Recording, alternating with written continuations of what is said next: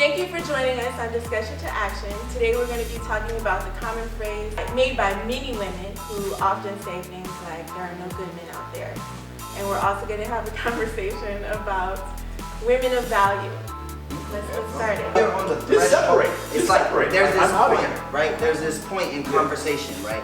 And I bring people to this point often because like you said, I ask questions that are difficult for people. There's a point in the conversation where you reach a climax. It's I can choose to engage in this and it's gonna go somewhere that's gonna make me uncomfortable but gonna grow me. Yes. Or he's gonna say something that picks at my insecurity and I'm not really ready to feel that right now, so I'm just gonna avoid the conversation altogether. Yeah, and avoidance and run from the marriage, the relationship, and run. And so there's women that are runners. And women have to ask themselves, am I a runner? When the going gets tough, am I going to rely on God? Or am I going to run and flee from a man that I prayed about for God to put into my life? But because he's not fulfilling me, he's not fulfilling my desires, which I prayed upon, and then getting into this whole fantasy mentality, am I going to run? Well, that's interesting that you're talking about running because I think women have that idea about men.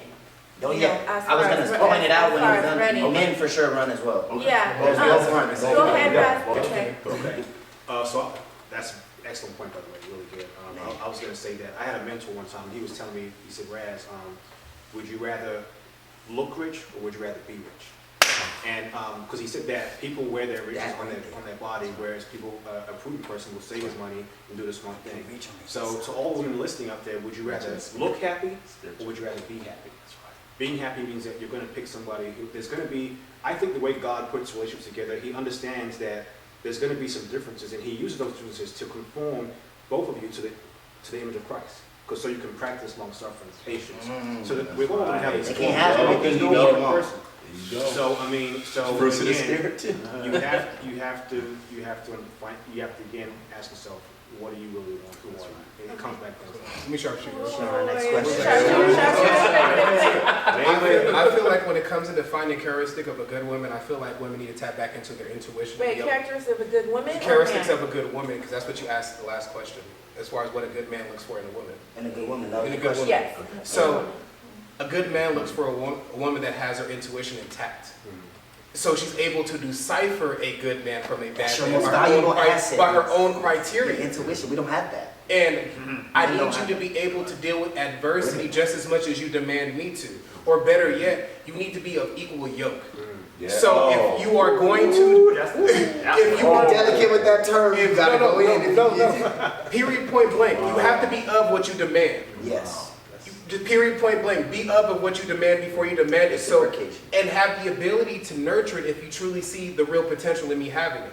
And be patient enough to work with me until I get to that point, because you as a woman want me as a man to accept you as you are right now, no matter what your flaws are, no matter how difficult your flaws stop the relationship from growing, and accept you for that, but yet you see that I have these flaws as well, but I don't get the same luxury as you. So I need you to be of equal yoke. So if you want that understanding, I should get that understanding without being asked, naturally. So if you want to be able to build me up, I should be able to build you up. But I feel like women want Build-A-Bear, like package men. Yes. They don't want to work. life is not like that. You know what I'm saying? Like you had to go to school for like 4 or 5 years. It didn't just happen. So you have to have the same mindset in every area of your life. You just can't. And this is mentality that you got to break away from. You have to renew your mind. It also goes for men as well. It goes both. Everything I say goes both ways. But I see if it's really for me personally, and I'll keep it short like this. It seems like women make it one-sided. The growth is one-sided. The constructive criticism is one-sided. Everything is one-sided. Accept me for how I am, regardless of how my flaws may be portrayed. You level up, and I'm good. Yes. I feel like this is the best way. I feel like women are broken women are samurai swords.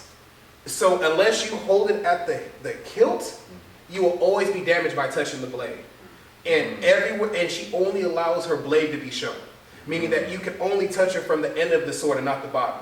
And that's how she operates. From where she can be controlled. So if So if you are my weapon as, say you are my strength, you're my tool if I'm a samurai. If I'm a samurai, but I can only hold you at the end of the sword, I damage myself by holding my weapon. But if you are really a strong enough woman, I hold you at the bottom and we work together. Okay. That's right. All right, are men capable of having self-control? Absolutely. And this is talking about, you know, Yeah. cheating because that's part of the no good men Ooh, type thing that Can all I go men first? cheat. Can I go first on this one? Yes. Okay. Remember sharpshooter, please. Yes, absolutely. The reason why I want to go first is because I've cheated on multiple women before. Okay, so let's just start it right there. Gangster. Because I feel like this is the problem. There is no vulnerability, and so I am not less of a man because of what I've done. I am a man because I can confess it and know that I'm working towards being something greater than that. Right. See, women expect for there to just be this man who will never do any wrong, and then for his entire life of ever existing, there's no wrong within him, and then that makes him a good man. That Or does not unicorn. exist. And so at the point when he does, when his mistake is made, or when he falls less than your idea or your expectation of him, he does not become less of a man because he made the mistake. He becomes less of a man when he's not willing to own up to the mistake and change his behavior. There's this expectation of perfection, and that does not exist. There are men out there who will never cheat. That's true. But there are also men out there who will dog you in many different other ways aside from cheating. So you can't think that just because he's loyal in the terms of not going after another woman, that his heart is loyal to me.